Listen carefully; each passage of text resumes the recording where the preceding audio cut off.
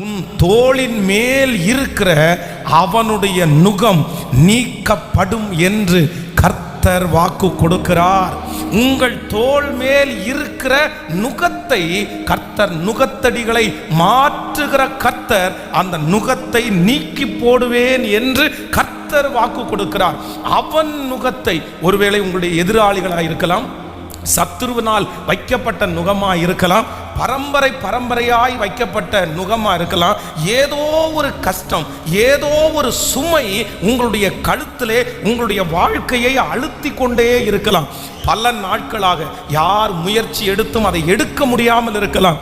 ஆனால் ஆண்டவர் வாக்கு கொடுக்கிறார், இந்த 7 நாட்கள் ஜெபம் முடியும் போது உங்கள் கழுத்திலே இருக்கிற அந்த சுமை, பல நாட்களாக சுமந்து கொண்டிருக்கிற சுமை, பல ஆண்டுகளாக சுமந்து கொண்டிருக்கிற அந்த சுமையை நீக்கி போடுவேன் என்று கர்த்தர் வாக்கு கொடுக்கிறார். அந்த கடன் சீக்கிரமாய் நீங்க போகிறது, அந்த வியாதி சீக்கிரமாய் நீங்க போகிறது, அந்த மன அழுத்தம் சீக்கிரமாய் நீங்க போகிறது. ஹல்லேலூயா! அந்த சுமையை நீக்கி போடுகிற கர்த்தர் நம்மத்திலே அசைவாடுகிறார். ஹல்லேலூயா! வேதம் சொல்கிறது, வருத்தப்பட்டு பாரம் சுமக்கிறவர்களே, நீங்கள் எல்லாரும் என்னிடத்தில் வாருங்கள், நான் உங்களுக்கு இளைப்பாறுதலை தருவேன். நம்முடைய ஆண்டவர் யார் அப்படின்னு சொன்னா, நம்முடைய சுமைகளெல்லாம் இறக்கி வச்சு நம்முடைய கழுத்திலிருந்து நம்மை அழுத்துகிற பிரச்சனையிலிருந்து நமக்கு விடுதலை கொடுக்கிறவர் தான் நம்முடைய ஆண்டவர். பொதுவாக இந்த இடத்துல நுகம் அப்படின்றது என்ன அப்படின்னு சொன்னா, 2 மாடுகள் தனக்கு மேல் வைக்கப்படுகிற அந்த பாரத்தை சுமக்கிறதுக்கு முதலிலே அதனுடைய கழுத்தில் மாட்டப்படுகிறதுக்கு பேர் தான் இந்த நுகம். நுகம் என்கிறது ஒரு பெரிய கட்டை மாதிரி இருக்கும், உங்களுக்கு எல்லாருக்கும் தெரியும். இந்த கட்டையை முதல்ல 2 மாடுகளுடைய கழுத்தில் வச்சுட்டாங்க அப்படின்னு சொன்னா, அதற்கு மேல் வந்து இந்த விவசாயத்தில் உழுகிறது, மேலே வந்து பாடை மாதிரி கட்டி அதுக்கு மேலே பொருட்களை ஏற்றி கொண்டு போவது, அதுதான். ஆனா ஒரு பெரிய விஷயம் என்ன அப்படின்னு சொன்னா, இந்த மாடுகளுடைய கழுத்துல ஒரு நுகத்தை மாட்டிட்டாங்கன்னா, எஜமானன் மாட்டினதற்கு பிறகு அது என்னதான் ட்ரை பண்ணாலும், எவ்வளவு முயற்சி எடுத்தாலும் அந்த மாடுனால அந்த சுமையை வெளியே எடுக்கவே முடியாது. யார் தான் எடுக்கணும் அப்படின்னு சொன்னா, அந்த மாட்டிற்கு மாட்டின அந்த எஜமானன் அதை இரவில் வந்து ஷெட்டில் தூங்க வைக்கும் போது அந்த சுமையை தூக்கி அந்த நுகத்தை தூக்கி கீழே வச்சுட்டு அதுக்கப்புறம் தான் அந்த மாடை அவர் ஃப்ரீயா விட முடியும். அப்போ ஆண்டவருடைய பிள்ளைகளே, சில சுமைகளை வந்து நம்ம வருத்தப்படுகிறதுனால நம்ம எடுத்துற முடியாது, நம்முடைய தலையை அசைக்கிறதுனால எடுத்துற முடியாது. சில சுமைகள் வந்து உங்களுடைய கழுத்தின் மேல் கட்டப்பட்டிருக்கும், பல நாட்களாக முயற்சி எடுத்து, பல வருடங்களாக முயற்சி எடுத்து, சிலரால அதுல இருந்து வெளியே வரவே முடியாம இருந்திருக்கும். நான் இவ்வளவு பெரிய கடன்ல இருக்கிறேன், நான் இவ்வளவு பெரிய போராட்டத்தில் இருக்கிறேன், ஆனா ஒவ்வொரு நாளும் நான் ட்ரை பண்றேன், எப்படியாவது அந்த சுமை என்னை விட்டு மாறணும். ஆனா மாறவே மாறாது. ஆனா ஒன்று நினைத்து கொள்ளுங்கள், கர்த்தர் வாக்கு கொடுக்கிறார், அபிஷேகத்தினால் நுகம் முறிந்து போகும் என்று கர்த்தர் வாக்கு கொடுக்கிறார். உன்னதமான கர்த்தருடைய வல்லமை உங்கள் மேல் கடந்து வரும். ஆண்டவரை தவிர வேறு ஒருவராலும் அந்த சுமையை எடுக்கவே முடியாது. கர்த்தர் வாக்கு கொடுக்கிறார், இந்த ஜெபத்திலே ஆண்டவருடைய அபிஷேகத்தை உங்கள் மேல் அனுப்பி, அது எத்தனை ஆண்டுகளுடைய நுகமா இருந்தாலும் அந்த முகத்தை முறித்து போடுகிற கர்த்தர் நம்மோடு கூட இருக்கிறார். ஆமென். ஸோ நீங்கள் வந்து முயற்சி எடுத்து எந்த பிரயோஜனமும் இல்லை. முயற்சி எடுக்கும்போது உங்களுக்கு வருத்தத்தின் மேல் வருத்தம் அதிகமாகத்தான் செய்யும். பாருங்க, ஒரு கழுத்தின் மேலே ஏதாவது ஒரு ஜீவராசிக்கு ஏதாவது ஒரு கட்டு போட்டுட்டாங்கன்னா, அது தன்னிடத்தில் இருக்கக்கூடாது அப்படின்னு நினச்சிட்டு அது எவ்வளவு ட்ரை பண்ணாலும் அது அவங்கள காயப்படுத்தும். அது அந்த மிருக ஜீவனை சோர்வுக்குள்ளாக்கும். அதே போல சில பிரச்சனைகளிலிருந்து விடுதலை ஆவதற்கு நீங்கள் என்ன முயற்சி எடுத்தாலும் அது உங்களை என்ன பண்ணும்னா, உங்களை ரொம்ப கஷ்டப்படுத்தும், உங்களை சோர்வுக்குள்ளாய் மாற்றிவிடும். சில நுகங்களை மனிதர்களால் கண்டிப்பாக எடுத்து விடவே முடியாது. ஆனால் ஒன்று நினைத்துக் கொள்ளுங்கள், நம்முடைய எஜமானனாகிய இயேசு அவருடைய துணையோடு அந்த நுகத்தை எடுத்து போடுவதற்கு வல்லவராயிருக்கிறார். இந்த சத்தத்தை கேட்கிற நீங்கள், ஒருவேளை இதே தான் என்னுடைய வாழ்க்கை பாஸ்டர், ஒரு மிருக ஜீவன் எப்படி கழுத்திலே மாட்டப்பட்ட நுகத்தை எடுக்க முடியாம போராடுகிறதோ, அதே போல நான் ரொம்ப ரொம்ப போராடிட்டு இருக்கிறேன், எடுக்கணும், எப்படியாவது எடுக்கணும், ராத்திரி பகலா வேலை செஞ்சா எடுக்க முடியுமா, இவங்கள்ட்ட போனா எடுக்க முடியுமா? ஒருவேளை நீங்கள் அந்த முயற்சியை எடுத்து எடுத்து சோர்ந்து போய் இன்றைக்கு உடஞ்சு போய் இந்த இடத்துல வந்திருக்கலாம்.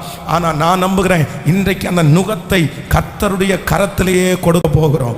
அந்த பிரச்சனையை ஆண்டவருடைய கரத்திலேயே கொடுக்க போகிறோம். ஆண்டவரிடத்துல சொல்லுங்க, என்னால இந்த நுகத்தை எடுக்க முடியாது, ஆனால் நான் ஆராதிக்கிற கர்த்தர் இந்த நுகத்தடியை என்னிடத்திலிருந்து எடுத்து போட்டு என்னை நிமிர்ந்து நடக்க பண்ணுவதற்கு கர்த்தர் வல்லவராயிருக்கிறார். ஒவ்வொருவரும் கைகளை மேல உயர்த்தி சத்தத்தை உயர்த்தி கர்த்தரிடத்தில் ஜெபம் பண்ண போகலாம். ஆண்டவரே, என்னுடைய நுகத்தை எடுத்து போடுவதற்கு உங்களால முடியும். இந்த நுகம் என்னை வருத்தப்படுத்துது, இந்த நுகம் என்னை சோதனைக்குள்ளாக மாற்றுகிறது. இந்த நுகத்தை எடுத்து போடுறதுக்கு நான் எவ்வளோ ட்ரை பண்ணிட்டேன், எத்தனை முயற்சி எடுத்தேன், ஆனால் நான் தோற்று போய் வந்திருக்கிறேன். என்னுடைய பேச்சு தோற்று போயிச்சு ஆண்டவரே, என்னுடைய பலம் தோற்று போயிச்சு ஆண்டவரே, என்னுடைய உழைப்பு தோற்று போயிச்சு ஆண்டவரே. ஆனால் இப்பொழுது இந்த இரக்கம் செய்யும் வரை ஜெபத்திலே உங்க முகத்தை நோக்கி பார்க்கிற நீங்க ஒரு கை வச்சா, நீங்க உங்க அபிஷேகத்தை அனுப்பினா, ஆண்டவரே நீங்க ஒரு வார்த்தை சொன்னா அந்த நுகம் எடுக்கப்படும் என்று நான் நம்புகிறேன். இந்த 7 நாட்கள் ஜெபம் முடிகிறதற்குள்ள அந்த நுகம் இயேசுவின் நாமத்தினால, உங்க நாமத்தினால இப்போ அந்த வல்லமையை அனுப்புங்கப்பா, அந்த மகிமையை அனுப்புங்கப்பா, அந்த அபிஷேகத்தை அனுப்புங்கப்பா. ஹல்லேலூயா. கட்டுகளை உடைக்கிற உம்முடைய வல்லமை, கட்டுகளை உடைக்கிற உம்முடைய வல்லமை பிரசங்கம் நடந்து கொண்டிருக்கும் போதே அந்த நுகம் முறிந்து விழுவதாக, அந்த நுகம் முறிந்து விழுவதாக இயேசுவின் நாமத்தினால. இனி அந்த பாரம் இல்லை, இனி அந்த சுமை இல்லை. பல ஆண்டுகளாக சுமந்து கொண்டிருக்கிற அந்த நுகம் இன்றைக்கு முறிந்து விழுகிறதற்காய், எடுக்கப்படுகிறதற்காய் ஸ்தோத்திரம், ஸ்தோத்திரம், ஸ்தோத்திரம். ஹல்லேலூயா. ஆமென். நுகங்களை முறிக்கிறவர் நம்முடைய கர்த்தர். ஆண்டவர் நம்முடைய நுகங்களை முறிக்க போகிறார். அப்போ கண்டிப்பாக ஒரு உதவி என்கிற ஒன்று தேவைப்படும். அப்போ நம்முடைய மனசுல நம்ம மறக்காம இருக்க வேண்டியது ஒன்று என்னன்னா, சில காரியத்தை ஆண்டவர் மட்டும்தான் நம்முடைய தோளில் இருந்து எடுக்க முடியும். அதனால நீங்க இந்த 7 நாட்களும் உறுதியா பிடிச்சு நீங்க என்ன ஜெபிக்கணும்னா, நீங்க முயற்சி எடுக்கிறத அப்படியே விட்டுட்டு கர்த்தர் கரத்துல கொடுத்து நீங்க உடைங்க. ஆண்டவரே, அவருடைய வார்த்தைக்கு முக்கியத்துவம் கொடுத்து, ஜெபத்துக்கு முக்கியத்துவம் கொடுத்து, உபவாசத்திற்கு முக்கியத்துவம் கொடுத்து ஆண்டவரை ரொம்ப தேட ஆரம்பிக்கணும். கண்டிப்பாக நான் நம்புகிறேன், நீங்கள் ஆண்டவரை முக்கியத்துவப்படுத்த அந்த நுகம் நிச்சயமாய் முறியும் என்கிறதுலே சந்தேகமே இல்லை. ஹல்லேலூயா. போராடுகிறத குறைச்சிக்குங்க, போராடுகிறத ரொம்ப விட்டுருங்க. ஆனால் சரணடைகிறது நீங்கள் முன்னாடி கொண்டு வந்திருக்கிறீங்க. கர்த்தருடைய பிள்ளைகள் நிறைய பேர் என்ன பண்ணுவாங்கன்னா, என்னதான் செஞ்சாலும் போராடிட்டே இருப்பாங்க. அவங்க ஏதாவது முயற்சி எடுக்கலாமே, ஏதாவது செய்யலாமே. இல்லை, மாடுனால நுகத்தை கண்டிப்பாக எடுக்க முடியாது. எஜமானனால தான் நுகத்தை எடுக்க முடியும். உங்களுடைய மனதில் ஸ்ட்ராங்காக நீங்கள் டிசைட் பண்ணணும். சில பிரச்சனைகளுக்கு முடிவு கர்த்தர் மட்டும்தான் செய்ய முடியும். அவர் எழும்புவார், அவர் கிரியை செய்வார், அவர் ஆளுகை செய்வார், அவரே உடைத்து போடுவதற்கு வல்லவராய் இருக்கிறார். ஆமேன் சொல்லுங்கள். கரங்களை அசைத்து ஒரு ஹல்லேலூயா. இந்த வசனத்தை நான் தியானித்து கொண்டிருக்கும் போது விசேஷமாக வேதத்திலே 3 விதமான நுகங்களை ஆண்டவர் முறித்தார். இந்த நுகத்தினுடைய 3 விதமான செயல்பாடுகள். இந்த நுகம் அப்படின்றது ஒரு மனுஷனை என்ன பண்ணும், அதை முறிப்பேன் என்று கர்த்தர் வாக்கு கொடுக்கிறார். நம்பர் 1, முதலாவதாக ஒரு நுகத்தை குறித்து நம்ம வாசிக்கலாம். 2 ராஜாக்களின் புஸ்தகத்திலே 4ஆம் அதிகாரத்தினுடைய 4ஆம் அதிகாரம் 1வது வசனத்தை வாசிக்கலாம்.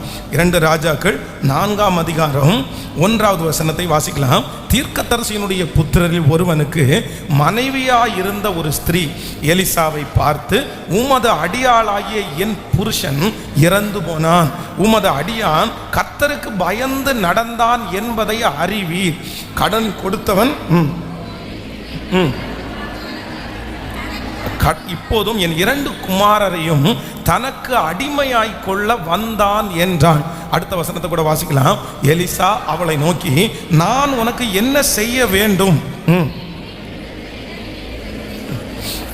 அதற்கு அவள், ஒரு குடம் எண்ணெயே அல்லாமல் உமது அடியாளுடைய வீட்டில் வேறு ஒன்றும் இல்லை என்றால். போது ஆண்டவருடைய பிள்ளைகளே, இந்த வசனத்தில் வேதத்தில் ஒரு குடும்பத்தின் மேல ஒரு நுகம் ஒன்று இருக்கிறது, கடன் என்கிற நுகம். அப்போ தீர்க்கதரிசியின் இடத்துல வந்து சொல்றாங்க, இந்த மாதிரி என்னுடைய கணவனார் இருந்தார், அவர் ரொம்ப நல்ல மனுஷன் தான், அவர் நல்ல ஊழியம் செய்தவர் தான், ஆனா எதேர்ச்சியா என்னுடைய குடும்பத்தில் வந்து கடன் வந்துருச்சு, இப்ப நானும் இந்த பிள்ளையும் இந்த கடலினாலே பாதிக்கப்படுகிறோம், எங்களுக்கு ஏதாவது ஒரு உதவி செய்யணும் அப்படின்னு தீர்க்கதரிசியின் இடத்துல போய் நிற்கிறார்கள்.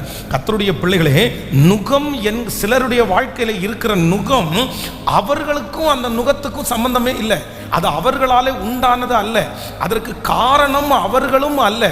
இந்த ஜெபத்தில் இருக்கிற உங்க வாழ்க்கையில சில நுகங்கள் வந்து காரணமே இல்லாமல் நீங்கள் செய்யாத தவறுக்காக, நீங்கள் பண்ணாத ஒரு காரியத்திற்காக ஒரு நுகம் உங்களுடைய கழுத்தின் மேல் மாட்டப்பட்டிருக்கலாம். ஆனா ஆண்டவர் சொல்லுகிறார், நான் எந்த நுகத்தை உடைப்பேன் அப்படின்னு சொன்னா, உங்களுக்கே தெரியாமல் உங்களுடைய பிரச்சனை அல்லாமல் இருக்கிற நுகத்தை கர்த்தர் முறித்து போடுவேன் என்று கர்த்தர் வாக்கு கொடுக்கிறார். ஹல்லேலூயா. உங்களுடைய இருதயம் கலங்கலாம், நான் ஏன் இதை சுமக்கணும், நான் எதுக்கு இதை பண்ணணும், நான் தான் இதுக்கு ஒண்ணுமே செய்யலையே, என்ன வம்படியா அந்த இடத்துல சிக்க வச்சுட்டாங்க, என்ன மாட்ட வச்சுட்டாங்க. யாரோ ஒரு தேவனுடைய பிள்ளைகள் வந்து இப்படிப்பட்ட இருதயத்தோட இருக்கலாம், எனக்கு தெரியாது, இதனுடைய விளைவு எனக்கு தெரியாது, நான் ஒரு வெகுளி, என்னுடைய தலையின் மேல் இது வைக்கப்பட்டிருக்கிறது. நுகம் என்கிறது அவர்கள் ஆசைப்பட்டு, அவர்கள் விருப்பப்பட்டு, அவர்கள் செய்கிற தவறினால் உண்டானது அல்ல. யாரோ ஒருத்தர் செய்த தவறுக்காக துக்கத்தை சுமப்பதுதான் அந்த நுகம். அந்த நுகத்தை நீங்க சுமந்துட்டு இருக்கலாம். உங்க முன்னோர்கள் செய்த, அப்பா அம்மா செய்த, உங்க கூட பிறந்தவங்க செய்த ஏதோ ஒரு பாரம் உங்கள் தலையின் மேல் ஏறி இருக்கலாம்.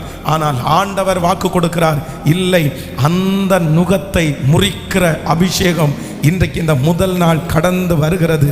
நான் நம்புகிறேன், உங்களுடைய தலையின் மேல் மனிதர்களால் வைக்கப்பட்ட, குடும்பத்தால் வைக்கப்பட்ட அந்த நுகங்களை கர்த்தர் எடுத்து போடுவேன் என்று வாக்கு கொடுக்கிறார். கர்த்தருடைய கரம் அதை செய்ய போகிறது.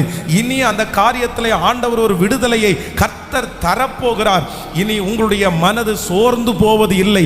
அந்த காரியத்தை நினைக்கும் போது காரணமே இல்லாமல் நான் தண்டிக்கப்படுகிறேனே, கர்த்தர் வாக்கு கொடுக்கிறார், காரணமே இல்லாத அனைத்து காயங்களையும் இந்த 7 நாட்கள் ஜெபத்திலே கர்த்தர் மாற்றுவேன் என்று கர்த்தர் வாக்கு கொடுக்கிறார். ஹல்லேலூயா. எந்தெந்த நபர்களெல்லாம் காரணமே இல்லாமல் தண்டிக்கப்படுகிறீர்களோ, காரணமே இல்லாமல் நஷ்டப்பட்டீர்களோ, கர்த்தர் வாக்கு கொடுக்கிறார், உங்களுடைய நஷ்டத்தை லாபகரமாய் மாற்றி அந்த மனிதர்கள் வைத்திருக்கிற நுகத்தை நான் முறித்து போடுவேன். நான் விருப்பப்படாமல், ஆசைப்படாமல், நான் ஒன்றும் செய்யாமல் எனக்கு வைக்கப்பட்டிருக்கிற நுகத்தை என் தேவன் முறித்து போடுவதற்கு கர்த்தர் வல்லவராய் இருக்கிறார். கைகளை உயர்த்தி எல்லாரும் ஜெபம் பண்ணுங்க. அப்பாவை பார்த்து, எஸ், நம்முடைய முன்னோருடைய சாபங்களை உடைக்கிற கர்த்தர் வந்திருக்கிறார். ஆமேன். காரணமே இல்லாமல் வைக்கப்பட்டிருக்கிற அந்த நுகத்தை கர்த்தர் இன்று முறிக்கிறார். ஹல்லேலூயா. நான் ஏன் வருத்தப்படுறேன், நான் ஏன் கஷ்டப்படுறேன், ஹல்லேலூயா, நான் ஒண்ணுமே பண்ணலையே. கர்த்தருடைய கரம் அதை செய்து முடிக்க போகிறது. எல்லாருடைய கரங்களை உயர்த்தி நீங்க ஜெபம் பண்ண கர்த்தர் அதை செய்ய போறாரு. ஆமென். இனி காரணம் இல்லாத காயங்கள் நமக்கு வருவது இல்லை, காரணம் இல்லாத காயங்கள் நமக்கு வருவது இல்லை. சொல்லுங்க, ஹல்லேலூயா. எனக்கு செய்க வல்லவர், எனக்கு செய்ய வல்லவர், எனக்கு ஜெபிக்க அது மாறுகிறது. ஆமென். யாரால் வைக்கப்பட்டிருந்தாலும் கர்த்தர் அதை முறித்து, அதை நிமிர்ந்து உங்களை நடக்க பண்ணுகிற கர்த்தர். ஸ்தோத்திரம், ஸ்தோத்திரம், ஸ்தோத்திரம், ஸ்தோத்திரம். என்னுடைய தவறில்லாமல் எனக்கு வைக்கப்பட்டிருக்கிற நுகத்தை முறிக்கிற கர்த்தர். ஹல்லேலூயா. தவறு செய்யாமல் தண்டிக்கப்படுகிற ஒவ்வொருவரையும் கர்த்தர் இந்த ஜெபத்திலே விடுதலையாக்க போகிறார். உங்களுடைய சொந்தங்கள் யாராவது ஒருவர் தவறு செய்யாமலே தண்டிக்கப்பட்டு கொண்டிருக்கலாம், காரணமே இல்லாமல் அவர்கள் ஒருவேளை சில இடங்களிலே மாட்டிக்கொண்டிருக்கலாம். ஆனால் நான் நம்புகிறேன், கர்த்தர் அவர்களை சீக்கிரமாய் கர்த்தர் விடுதலையாக்குவாராக. நம்ம ஜெயிலில் நம்ம சில நேரங்களில் நீங்கள் விசிட் பண்ணிங்கன்னா அங்கே நிறைய மனிதர்களை சந்திக்கும் போது நிறைய பேர் சொல்லுகிற வார்த்தை என்ன தெரியுமா? காரணமே இல்லாமல் ஜெயிலில் இருக்கிறவங்க நிறைய பேர் இருக்காங்க. அந்த பிரச்சனைக்கும் அவங்களுக்கும் எந்த சம்பந்தமுமே இருக்காது. அவர்கள் அந்த இடத்துல சும்மா நின்றுருப்பாங்க, ஆனால் அவங்கள அரெஸ்ட் பண்ணுவாங்க. இந்த மாதிரி காரணம் இல்லாமல் தங்களுடைய கழுத்தின் மேல் நுகங்கள் வைக்கப்பட்ட நிறைய பேர். இந்த சத்தத்தை கேட்கிறவங்க நீ யாராவது ஒருத்தர் அப்படி இருக்கலாம். ஆனால் என் தேவனாகிய கர்த்தர் ஒன்று செய்கிறவர். காரணம் இல்லாமல் என் மேல் வைக்கப்பட்டிருக்கிற நுகத்தை முறிக்கிறதற்கு தேவன் வல்லவராய் இருக்கிறார். உங்கள் மேல் பொறாமைப்பட்டு சிலர் வைத்திருக்கலாம், உங்களுக்கு தெரியாத ஒரு நபர்களால் உங்களுக்கு வந்திருக்கலாம். ஆனால் அது எல்லாவற்றையும் கர்த்தர் இந்த மாதம் கிளியர் பண்ணுவேன் என்று வாக்கு கொடுக்கிறார். செய்வேன் என்று கர்த்தர் வாக்கு கொடுக்கிறார். உங்கள் முன்னோர்கள் செய்த தவறுகளின் நிமித்தமாய் வைக்கப்பட்டிருக்கிற அந்த நுகத்தை இந்த 7 நாட்கள் ஜெபம் கண்டிப்பாக முறியடிக்கும். இனி அந்த பாரம் உங்களுடைய கழுத்தின் மேல் இருப்பது இல்லை. கர்த்தருடைய அபிஷேகத்தின் வல்லமை இறங்கட்டும், அந்த பிள்ளை மேலே இறங்கட்டும். அந்த சாபங்கள் இயேசுவின் நாமத்தினால இப்பொழுது கடந்து போ. நீங்க ஜெபம் பண்ணிட்டே இருங்க. அந்த வாக்குத்தத்தம் வரும்போது ஸ்தோத்திரம் ஸ்தோத்திரம் ஸ்தோத்திரம், ஹல்லேலூயா. விடுதலை கொடுக்கிற கர்த்தர், விடுதலை கொடுக்கிற கர்த்தர், விடுதலை கொடுத்துகிற கர்த்தர், என் மேல் இருக்கிற நுகத்தை முறிய பண்ணுகிற கர்த்தர். ஹல்லேலூயா. போலிந்திடும் வல்லமை, உன்னதத்தின் வல்லமை, ஆவியின் வல்லமை, அக்கினியின் வல்லமை. போலிந்திடும் வல்லமை, உன்னதத்தின் வல்லமை, ஆவியின் வல்லமை, அக்கினியின் வல்லமை. வல்லமை தேவை தேவா, வல்லமை தாரும் தேவா, இந்த தேவை தேவா, இப்போ தாரும் தேவா. சொல்லுவோம், இப்போ தாரும் தேவா. பொழிந்திடும் வல்லமை,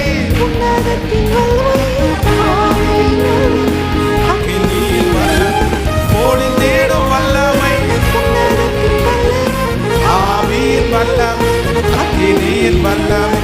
பெந்தெக்கோஸ்தே நாளை போல பெரிதான முழக்கத்தோடு, பெந்தெக்கோஸ்தே நாளை போல பெரிதான முழக்கத்தோடு வல்லமையாக இறங்கி பாரங்களினாலே நிரப்பும். சொல்லுவோம், பாரங்களினாலே கைகளை மேல தட்டி பொழிந்திடும் அபிஷேகத்தினால் நுகங்கள் முறிந்து போகும். ஆவியின் வல்லமை, அக்கினியின் வல்லமை. ஹல்லேலூயா. உங்கள் கழுத்தில் இருக்கிற நுகங்களை முறிக்கிற கர்த்தர். நம்பர் 1, இந்த நுகத்தினுடைய முதல் அர்த்தம் என்ன அப்படின்னு சொன்னா, என்னுடைய அனுமதியே இல்லாமல் நான் செய்யாத தவறுக்காக எனக்கு சுமத்தப்படுகிறதுனுடைய பேர் தான் நுகம். எனக்கு விருப்பம் இல்லாமல், எனக்கு ஆசை இல்லாமல், நான் விருப்பப்படாத, என்னுடைய கண்ட்ரோலுக்கு மிஞ்சி ஒரு மாடு இருக்கு அப்படின்னு சொன்னா அது இஷ்டப்பட்டு விருப்பப்பட்டு அது செய்த தவறுக்காக கழுத்தில் மாட்டப்படுகிறது நுகம் அல்ல. யாரோ ஒருவர் தன்னுடைய ஆதாயத்திற்காக, தன்னுடைய வருமானத்திற்காக வலுக்கட்டாயமா பிடிச்சு அதனுடைய கழுத்தின் மேல் வைக்கப்படுகிறது தான் நுகம். ஆண்டவர் சொல்லுகிறார், அந்த நுகத்தை நான் உடைப்பேன் என்று கர்த்தர் வாக்கு கொடுக்கிறார். யாரா வேணுமென்றால் இருக்கலாம். இந்த சத்தத்தை கேட்டுக்கொண்டிருக்கும் போது நீங்க சொல்லலாம், எனக்கு தான் பாஸ்டர் என்னுடைய விருப்பமே இல்லாம என் தலை மேல ஒரு நுகம் வைக்கப்படுகிறது. நான் செய்யாத தவறுக்காக ஒன்று வைக்கப்பட்டுருச்சு. ஒரு பிரச்சனையை நான் சந்திச்சு போயிட்டு இருக்கிறேன், அதுக்கும் எனக்கு எந்த சம்பந்தமும் இல்லை, நான் அதுக்கு விருப்பப்படலை. யாரோ ஒருத்தர் செஞ்சதற்காக நான் தண்டிக்கப்படுகிறேன், என்னுடைய தகப்பனார் செய்ததற்காக நான் தண்டிக்கப்படுகிறேன். நான் நல்லவன் தானே, என் குடும்பத்துக்கு எதுக்கு வரணும், எனக்கு எதுக்கு வரணும், நான் ஏன் இவ்வளோ கஷ்டப்படணும்? ஆனால் நான் நம்புகிறேன், இல்லை, அந்த நுகம் யாரால் வைக்கப்பட்டாலும் என் தேவனாகிய கர்த்தர் இந்த ஜெபத்தில் ஆணித்தரமாக வாக்கு கொடுக்கிறார். அந்த நுகம் முறிக்கப்படும். உங்களுடைய அனுமதி இல்லாமல் வைக்கப்பட்டிருக்கிற அந்த பிரச்சனைகள் எடுக்கப்படும். நீங்கள் காரணம் இல்லாமல் சிக்கி கொண்டிருக்கிற அந்த சிக்கல்களிலிருந்து ஆண்டவர் விடுதலை தருவேன் என்று கர்த்தர் வாக்கு கொடுக்கிறார். உங்களுடைய நாலேஜே இல்லாமல் உங்களை துரத்தி கொண்டிருக்கிற பிரச்சனையிலிருந்து கர்த்தர் உங்களுக்கு விடுதலை தருவேன். சத்தமாய் ஆமேன் ஆமேன் என்று சொல்ல சொல்ல அந்த அற்புதம் நடப்பதாக நடப்பதாக நடப்பதாக. ஹல்லேலூயா. நீங்கள் காரணம் இல்லாமல் உங்களை சிக்க வைத்திருக்கிற அந்த சிக்கல்களிலிருந்து அந்த நுகத்தை கர்த்தர் முறிப்பேன் என்று கர்த்தர் வாக்கு கொடுக்கிறார். இனி பாரத்தோடு நீங்கள் அதை செய்வது இல்லை. இனி மன துக்கத்தோடு அந்த காரியத்தை செய்வதில்லை. கர்த்தர் அந்த நுகத்தை முறிக்கிறார். இனி யாரும் உங்கள் கழுத்தின் மேலே அப்படிப்பட்ட ஒரு சுமையை சுமத்த முடியாது. நீங்கள் செய்யாத தவறுக்காக உங்கள் மேல் சுமத்த முடியாத வரைக்கும் கர்த்தர் ஒரு பெரிய பாதுகாப்பை கிருபையாய் கர்த்தர் தருவாராக. ஹல்லேலூயா. நம்பர் 2, இரண்டாவதாக நம்முடைய நுகத்தை முறிப்பேன் என்று ஆண்டவர் வாக்கு கொடுக்கிறார். இந்த நுகம் அப்படின்றது என்ன? நம்பர் 1, முதலாவது நுகம் என்கிறது என்ன அப்படின்னா, என்னுடைய விருப்பமே இல்லாமல் நான் செய்யாத தவறுக்காக என்மேல் வைக்கப்படுகிற ஒன்று, என்னுடைய நாலேஜே இல்லாமல் வைக்கப்படுகிற ஒன்று தான் நுகம். அதை கர்த்தர் முறிப்பேன் என்று கர்த்தர் வாக்கு கொடுக்கிறார். இரண்டாவதாக ஒரு வசனத்தை நம்ம வாசிக்கலாம். மார்க் எழுதின சுவிசேஷம் 5ஆம் அதிகாரத்தினுடைய 2வது வசனத்தை வாசிக்க போகிறோம். மார்க் எழுதின சுவிசேஷம் 5ஆம் அதிகாரம் 2வது வசனம். அவர் படவிலிருந்து இறங்கின உடனே அசுத்த ஆவி உள்ள ஒரு மனுஷன் பிரேத கல்லறையில் இருந்து அவருக்கு எதிராக வந்தான். அவனுடைய குடியிருப்பு கல்லறைகளிலே இருந்தது. அவனை சங்கிலிகளினாலும் கட்ட ஒருவனாலும் கூடாதிருந்தது.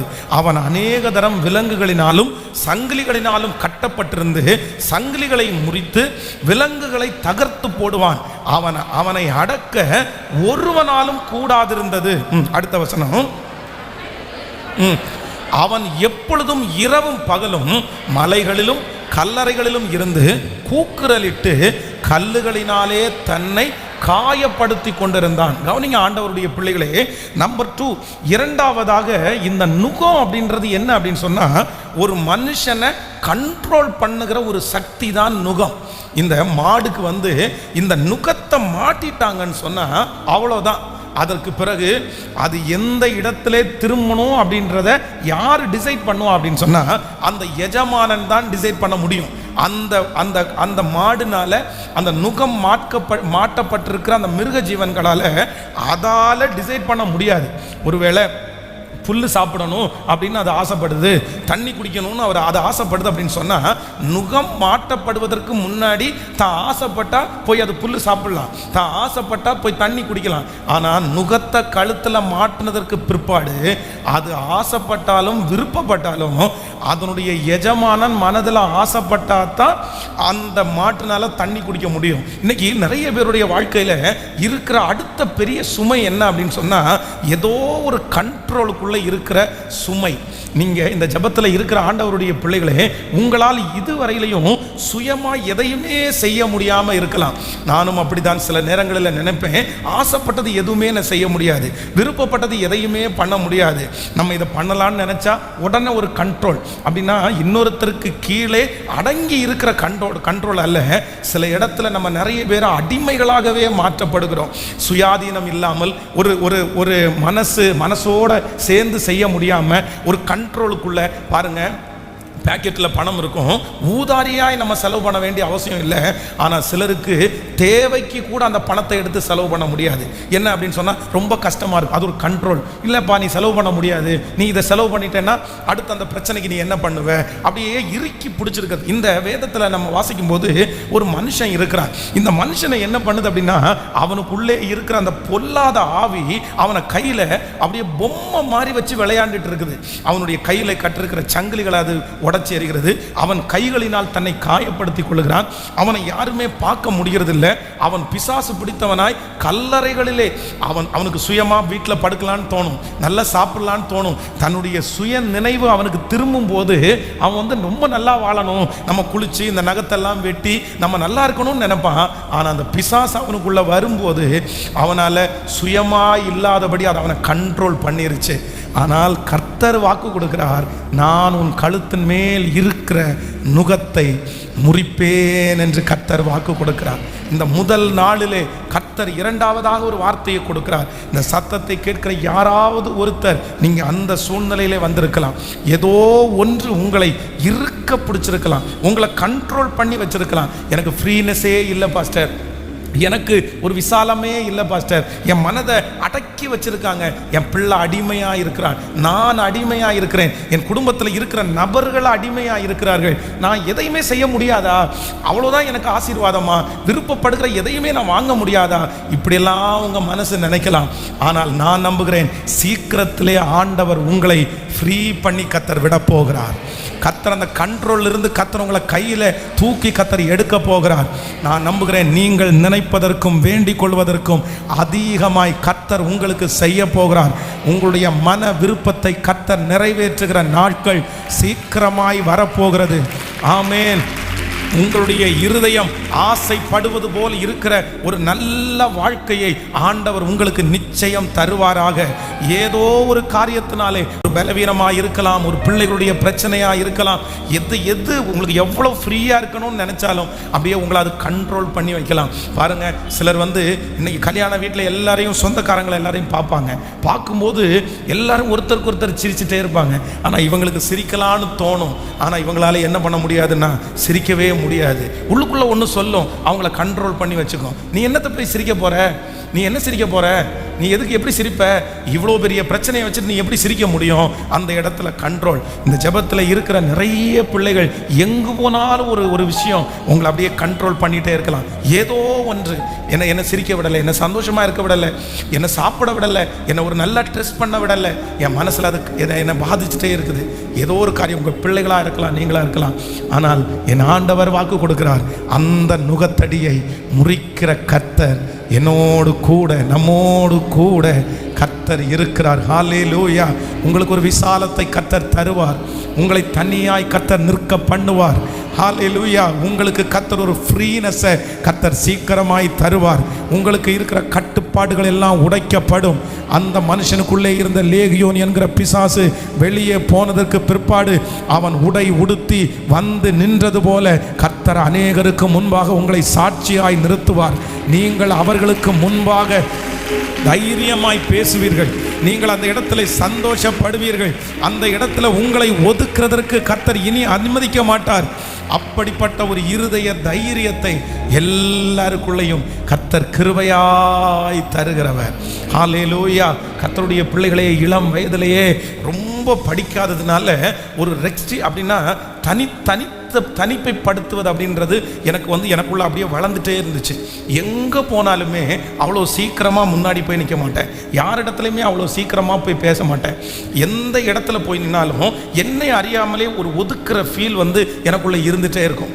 என்னென்னா, முதல்ல என்ன தோணும் அப்படின்னு சொன்னால், நீ அழகில்லை அப்படின்றது என்னுடைய மனசுக்குள்ளே இருக்கும். சரி, இன்னொன்று சொன்னோம், நீ போட்டிருக்கிற ட்ரெஸ்ஸு நல்லாவே இல்லை, இங்கே இருக்கிறவங்க எல்லாம் எவ்வளோ நல்லா ட்ரெஸ் பண்ணியிருக்கிறாங்க, நீ என்னத்தை போய் ட்ரெஸ் பண்ணியிருக்கிற அப்படின்னு. நான் ஸ்கூலில் படிக்கும்போது நான் இந்த சாப்பாடு வாங்குறதுல தான் ரொம்ப மனசு வருத்தமாக இருக்கும். 8th ஸ்டாண்டர்ட் படிக்கிற போது நான் படித்த ஸ்கூலில் இந்த 8th ஸ்டாண்டர்ட் பசங்க தான் பெரிய பசங்க, அதோட முடிச்சுட்டு அடுத்த ஸ்கூலுக்கு போகிறாங்க.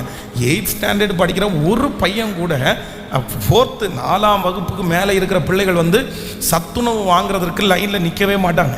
இல்லை, சத்துணவு வாங்குறதுக்கு லைனில் நிற்கிறது ஏன்னா ஒரு 4th ஸ்டாண்டர்டுக்குள்ளே இருக்கிற பிள்ளைங்க தான் நிற்பாங்க. ஆனால் அந்த 8th 9th 10th அதுவும் இந்த 10th 9th 10th பார்த்தீங்கன்னா என்னை ஒரு பெரிய ஸ்கூலில் மேனேஜ்மெண்ட் ஸ்கூலில் தான் படிக்க வச்சாங்க. ஆனால் அந்த ஸ்கூலில் போய் மத்தியானம் சாப்பாடு வாங்குறதுக்கு லைனில் நிற்போம் பாருங்களேன். அப்போ ஒரு ரிஜெக்ஷன் வரும் பாருங்களேன். ஐயோ, உண்மையிலே சாப்பிடாம இருந்தால் கூட பரவாயில்ல, ஆனால் பசி சாப்பிட்டே ஆகணும். அதனால இந்த பிள்ளைங்க, படிக்கிற பிள்ளைங்கெல்லாம் சாப்பிட்டுட்டு அந்த தட்டை கழுவுறதுக்கு போகும்போது அது வேற ஒருத்தருக்கா போடுவாங்களா, அதுக்குள்ளே இந்த பிள்ளைங்கெல்லாம் சாப்பிட்டு முடிச்சிடுவாங்க. ஸ்கூலில் எப்போவுமே நமக்கு எப்போ டைம் கிடைக்கும், எப்போ கிரவுண்டுக்கு போய் விளையாடலான்றதுனால பிள்ளைங்க மடமடன்னு சாப்பிட்டு போய் கிரவுண்டில் விளையாடுவாங்க. நமக்கு லைனில் கடைசியில் கொடுக்குறதுக்கே ரொம்ப லேட் ஆகும். அதுவும் சின்ன பிள்ளைங்களுக்கெல்லாம் கொடுத்ததுக்கப்புறம் தான் பெரிய பிள்ளைங்க கொடுப்பாங்க. நான் சாப்பாடை தட்டில் வாங்குறதுக்குள்ளே என் கிளாஸில் உள்ள பிள்ளைங்களும் பசங்களும் சாப்பிட்டு முடிச்சுட்டு தட்டை தூக்கிட்டு கழுவுறதுக்காக வருவாங்க. லிட்டரலாக அவங்க பார்க்கக்கூடாதுன்றதுக்காக தட்டை எடுத்து என் மூஞ்சில் மறைச்சு, சரி நம்ம லைனில் நின்று சாப்பாடு வாங்குறத பார்க்கக்கூடாதுன்னு நினச்சிருக்கிறோம். அப்போ அப்படி மற்றவங்களுக்கு முன்னாடி நிற்கிறதற்கு ஒதுக்கினவன் நான். அதை எனக்கு ப்ளஸ்ஸாக எடுத்துக்க தெரியல. இன்னைக்கு அப்படிப்பட்ட ஒரு சூழ்நிலை வந்துச்சுன்னா அதெல்லாம் ஒன்றும் பிரச்சனை இல்லை, நம்மோட தான் கர்த்தர் இருக்கிறாரு அப்படின்ற ஒரு தைரியம் வந்துச்சு. ஆனால் அன்னைக்கு அப்படிப்பட்ட தைரியம் இல்லை.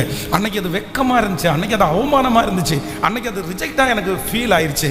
ஆனால் நான் இன்று நம்புகிறேன், கர்த்தர் அந்த நுகத்தடியை கர்த்தர் முறித்து போடுகிற கர்த்தர். ஹல்லேலூயா. முறித்து போடுகிற கர்த்தர். இந்த ஜெபத்தில் இருக்கிற யாரோ ஒருத்தருக்கு இப்படிப்பட்ட இந்த அனுபவத்தில் நீங்கள் கடந்து போய் கொண்டிருக்கலாம். பாஸ்டர், உண்மையாகவே என்னை ஏதோ ஒன்று கண்ட்ரோல் பண்ணி வச்சிருக்குது, நான் கண்ட்ரோலில் இருக்கிறேன், என்னால் எதுவுமே என்னால் பண்ண முடியல, என்னை சுற்றி அந்த மாதிரி தான் ஞாபகம் வருது, அது என்னை தடுத்து நிறுத்துது, அது என்னை ஒதுக்குது, அது என்னை தனிமைப்படுத்துது. ஆனால் கர்த்தர் என்னுடைய கழுத்தின் மேல் இருந்த அந்த நுகத்தடியை கர்த்தர் முறித்து போட்டார். ஹல்லேலூயா. இன்றைக்கு எனக்கு ஆகாரம் இருக்கிறதுனால நான் விடுதலையானேன்னு சொல்லலை. எனக்கு ஒரு மனசை கர்த்தர் கொடுத்துருக்கிறாரு.